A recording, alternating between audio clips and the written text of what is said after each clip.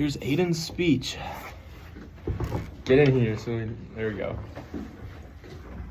Everyone in the audience, thank you for allowing me the opportunity to speak today on a topic that I feel strongly about. Our right to bear arms in the United States. The issue of gun control has been a long battle between two political sides, often splitting our communities, politicians, and citizens.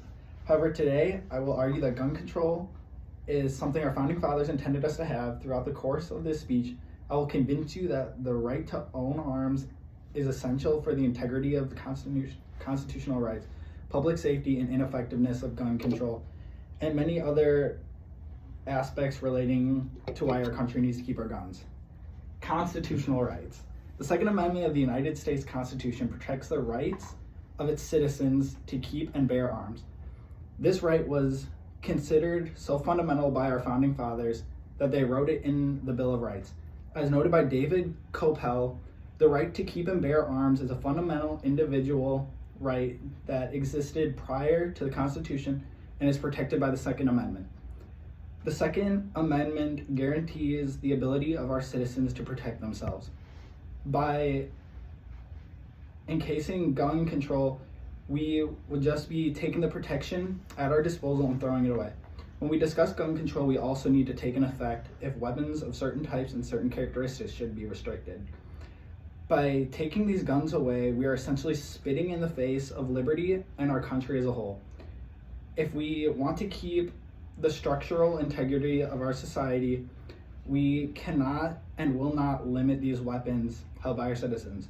We cannot afford to give it up, the right given to us as birth, as it is our right and freedom to protect ourselves.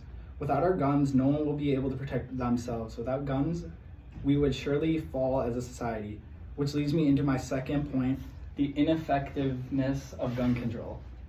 Despite decades of gun control legislation, evidence suggests that these laws often fail to achieve their intended goals. A study done by RAND Corporation found that little evidence that gun control policies effectively reduce violent crimes or suicide rates. A common argument made in favor of gun control is stricter gun laws. The thought behind these laws is that less guns equals less crime, which is essentially false in a multitude of ways. We can look at places such as the United Kingdom where guns are not easily accessible. We see a spike in knife and blunt object attacks. After the ban, clearly homicide rates bounce over time, but there is only 1 year, 2010, where homicide rates is lower than it was in 1996. The immediate effect was about 50% increase in homicide rates, and that's a quote from CPRC. This shows us that gun control is clearly not the answer. Even in positions where people's guns are taken from them, there will always be crime, and surprisingly, without guns, the crime goes up. The complete opposite of what lawmakers had in mind when putting these laws through legislation. Point 3, self-defense and personal safety. One of the most prominent arguments against gun control is the right to self-defense. There are countless cases of people having to kill an intruder or someone attacking them and their families, and were kept safe with guns. Guns are an important part of modern society due to their effectiveness at keeping out of harm's way. Our citizens deserve to have an item at their disposal to protect themselves and keep them safe. According to a 2013 report by the Center of Disease Control and Prevention, defensive gun use occurred between 500,000 and 3 million times per year in the United States, quote by the CDC. These numbers show us that guns are in fact being used to protect and serve us Americans on a yearly basis, and it's most likely much more common than you would have expected. Restricting access to firearms could potentially leave vulnerable individuals defenseless against threats. Without a gun to protect yourself, you are essentially a sitting duck if any self-defense situations are to occur. However, having a gun at your waist can change the entire outcome of the situation and could potentially save your own life. My point 4, economic impact. Another point I would like to discuss is the economical importance of having a gun market in the United States. The business of guns in the United States is a crucial part of our economic future. We have been known for our guns and will continue to be known for our guns for generations to come. The firearms industry contributes a significant amount to the U.S. economy. According to the National Shooting Sports Foundation, The firearm and ammunition industry generated about $70.52 billion in total economic activity in 2021, providing over 375,000 jobs and $7.85 billion in business taxes. That's a quote from NFFS.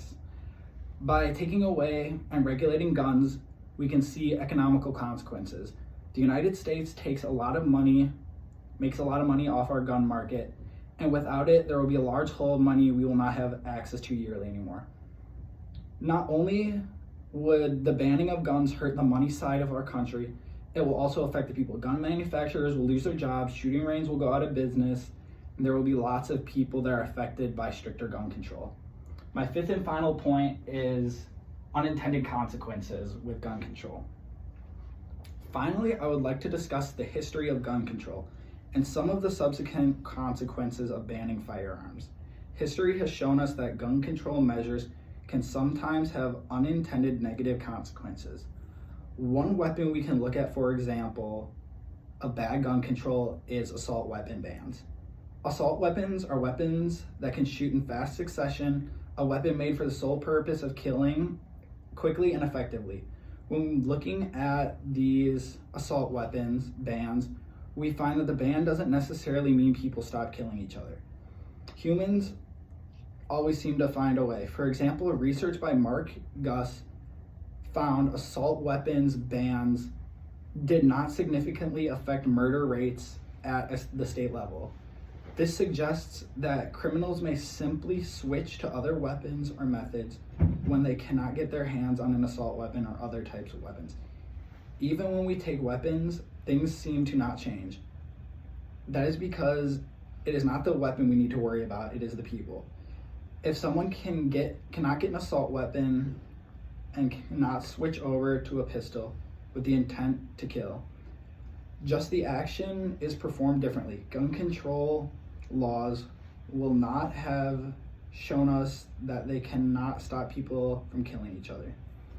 In conclusion, the issue of gun control is not just about regulating firearms, it is about protecting the ideas and rights of our country that our country was built upon.